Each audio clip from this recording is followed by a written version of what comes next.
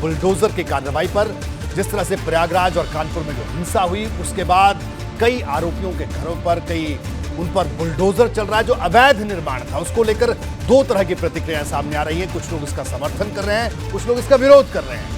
मायावती ने विरोध करते हुए कहा कि समुदाय विशेष पर कार्रवाई हो रही है। अखिलेश यादव ने इसका विरोध किया और कई संगठन हैं जो इस तरह की कार्रवाई का विरोध कर रहे हैं। कई जगह प्रदर्शन हो रहे हैं। लेकिन एक दूसरा पक्ष है, दूसरा पक्ष का ये कहना है, बहुत सारी जगहों पर लोग ये बात भी कह रहे हैं कि साहब निर्माण अवैध था और अवैध निर्माण के साथ साथ अगर बलवा करोगे, बवाल करोगे तो कार्रवाई होनी चाहिए। तो ऐसे में हम यही जानने की कोशिश कर रहे हैं कि आखिरकार इस बीच जो असल बात है वो क्या है। हमारे साथ सलील साहब लगातार जुड़े हुए हैं। एक बार मैं फिर से उनका रुख करूंगा। सलील साहब देखिए, मेरा अब एक सवाल है, आखिरी सवाल है आपसे कि ठीक है, एक पहले आपने बात की कि उन अधिकारियों पर भी कार्रवाई होनी चाहिए। बिल्कुल सही कहा आपने कि इतना बड़ा अगर अवैध निर्माण खड़ा हो गया तो आप पर भी कार्रवाई बनती है, उस पर बिल्कुल संज्ञान लेना चाहिए। लेकिन जो लोग, आप सोचिए, देखिए जुमे की नमाज के बाद जिन लोगों ने पथराव किया, उन लोगों और उनकी संलिप्तता उस घटना में साफ जाहिर हुई। और उन लोगों का अवैध निर्माण अगर गिराया जा रहा है तो उस पर जो सवाल उठा रहे हैं, उस सवाल पर आपका क्या कहना है? क्या आप इसे वाजिब मानते हैं, गैर वाजिब मानते हैं? मैं आपके चैनल के माध्यम से आज हिंदुस्तान के उन करोड़ों मुसलमानों से एक अपील करना चाहता हूं जी कि जब भी इस मुल्क के अंदर आप अपनी अधिकार की लड़ाई लड़ें तो अहिंसा के तरीके से लड़ें। हमें हिंदुस्तान में दो तहरीकों से सबक लेनी चाहिए। एक किसान आंदोलन जिसमें 700 लोगों की जानें गईं, लेकिन उन्होंने हिंसा का रास्ता नहीं अपनाया।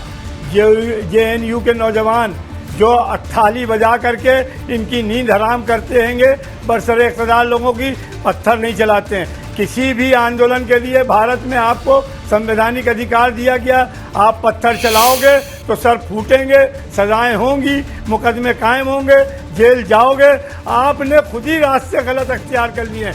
हमारे नौजवान नमाज को अपने अमल से बदनाम कर रहे हैं। हमें अपना अमल वो पेश करना चाहिए कि जो इस्लाम ने कहा है कि तुम उम्मत खैर हो, तुम रहमतुल लिल आलमीन के उम्मती हो। लिहाजा हमें अपने अमल से ये साबित करना होगा कि हम दुनिया के लिए जहमत नहीं रहमत हैं। संवैधानिक तौर पर भारत में जितना अधिकार मुझे दिया गया है, उस अधिकार के अंदर रहते हुए हम अपने आंदोलन चलाएं, अपनी बात करें। मैं इसकी कतई आलोचना करता हूँ कि मुसलमान नौजवानों को पत्थर छोड़ करके भारत के संविधान को हाथ में पकड़ना होगा। संवैधानिक लड़ाई लड़नी होगी और गैर संवैधानिक तरीका जब अपनाओगे तो हुकूमतें भी गैर संवैधानिक तरीका अपनाएंगी। तमाम नेशनल पार्टियां पहले लोगों को संविधान पर चलने की तलकीन करें और फिर असंवैधानिक कार्य की आलोचना करें।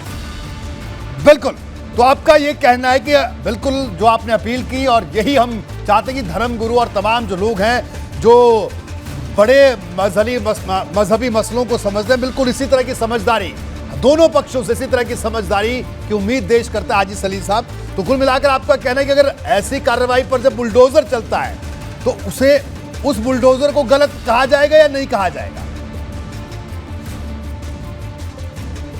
हम कैसे गलत करेंगे जब हम पहली गलती हम करें, दूसरी गलती कोई करे?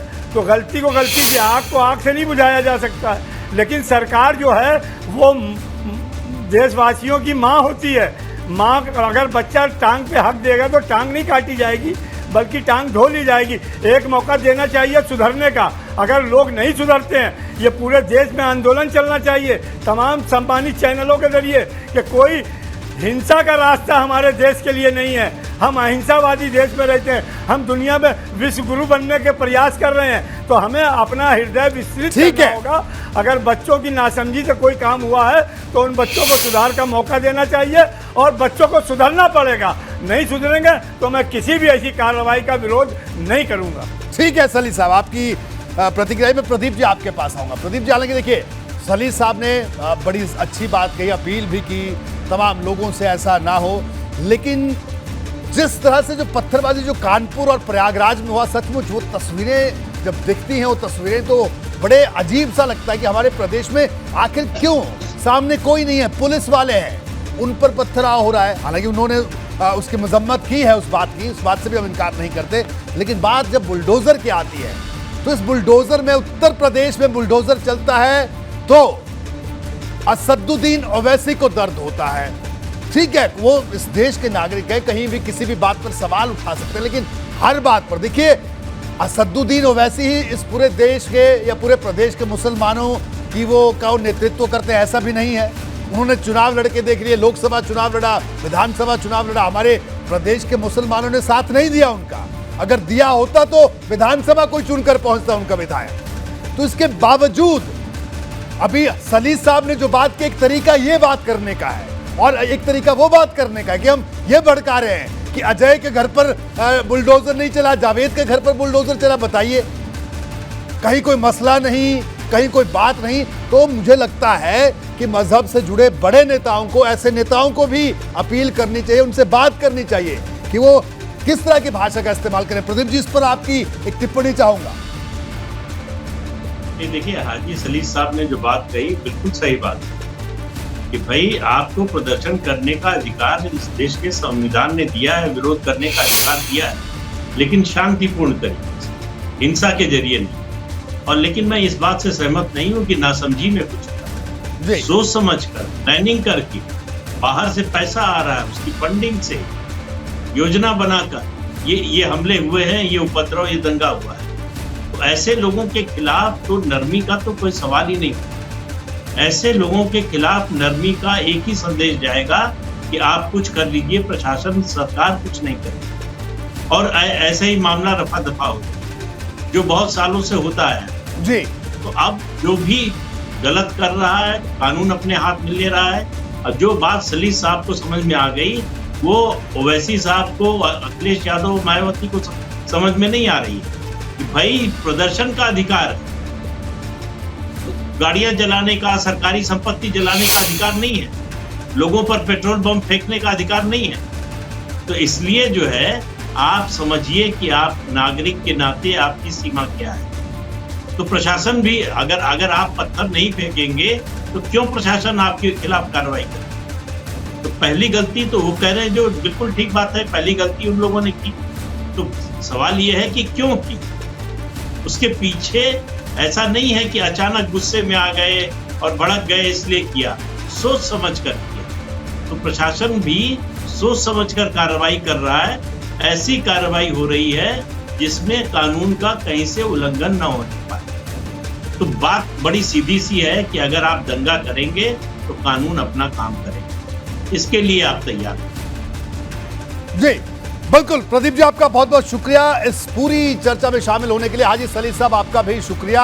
और सवाल वही है, सवाल चुभने वाला है, सवाल उन लोगों को चुभने वाला है जो लोग हैदराबाद से उत्तर प्रदेश में अगर ये तय करने की सोचे कि उन्हें उत्तर प्रदेश को कैसे चलना, तो देखिए, ना तो उत्तर प्रदेश का मुसलमान, ना तो उत्तर प्रदेश का हिंदू या उत्तर प्रदेश का कोई भी समुदाय, कोई भी मजहब किसी के बोलने पर नहीं चलता, अपनी समझ है। हाँ, जो गलत हुआ, गलत को गलत बोलना सीखे, सही को सही बोलना सीखे। और मैं बार बार जिसका जिक्र करता हूं कि जो सांप्रदायिक सौहार्द है वो हमारे प्रदेश की पूंजी है, वो सौहार्द कायम रहे।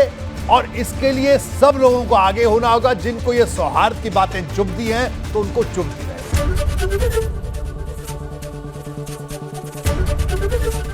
एबीपी गंगा, खबर आपकी, जुबान आपकी।